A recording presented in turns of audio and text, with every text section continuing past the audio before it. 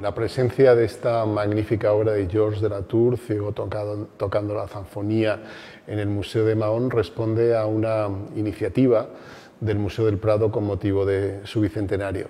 Lleva por título De gira por España y consiste en llevar una obra maestra de la colección a cada una de las comunidades autónomas y las dos ciudades autónomas de Ceuta y Melilla.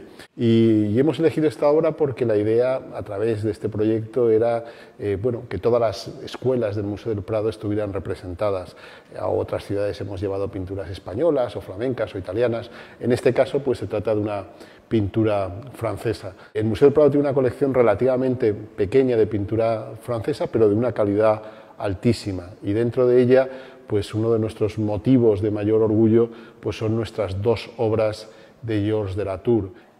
Georges de Latour es un pintor francés, concretamente nacido en Lorena, que era un territorio fronterizo entre Francia y Alemania. Un pintor que sabemos bastante poco de su vida. Probablemente pasó un tiempo en Italia, donde debió empaparse de lo que era en esos momentos pues, la gran revolución que estaba teniendo lugar en la pintura europea, que era el caravallismo, ese nuevo realismo, ese nuevo tenebrismo que introdujo Caravaggio. También ese gusto por un tratamiento pues, mucho más descarnado de los temas, privado del idealismo que aparece en todo lo que es el Renacimiento. Volvió después a Lorena, se casó allí con una mujer acomodada, debió tener una vida bastante desahogada, trabajó para los gobernadores de Lorena, trabajó para miembros de la alta nobleza francesa, incluido el cardenal Richelieu, y debió tener una vida bastante acomodada hasta que fallece en la década de 1650 como consecuencia probablemente de una peste. De hecho, fallecen él y su mujer con muy poca diferencia. Y es un pintor que, sin embargo, después pasa al olvido, prácticamente desaparece de la historia del arte, y solo en el siglo XX, a través sobre todo de un historiador, Hermann Bosch, que empezó a unir unos documentos con una serie de obras que hasta entonces pues no tenían autor o estaban erróneamente atribuidas, empezó a perfilar lo que era la trayectoria de Georges de Latour, y poco a poco pues, fue incrementando su prestigio hasta convertirse en uno de los pintores más importantes del barroco europeo, sobre todo a partir de dos enormes exposiciones dedicadas a Georges de Latour en París en la década de 1970. El problema de Georges de Latour es que no casaba bien dentro de la idea que había estereotipada de la pintura francesa. La pintura francesa desde el siglo XIX, la nueva historia del arte, que es una disciplina que surge entonces, pues empieza a atribuir una serie de epítetos, de calificativos a cada escuela nacional. Es el siglo del nacionalismo.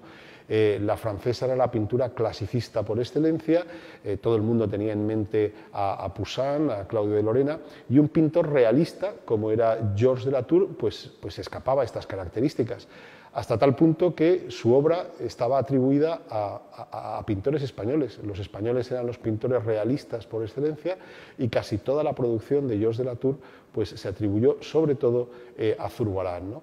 Poco a poco, pues, la evolución historiográfica ha demostrado que la realidad de la pintura francesa era mucho más compleja. Junto a Georges de Latour aparecen también los hermanos Lenain, que son otros pintores realistas, y bueno, es un panorama mucho más rico, ¿no? Y ahí es donde se inscribe Georges de Latour, ¿no?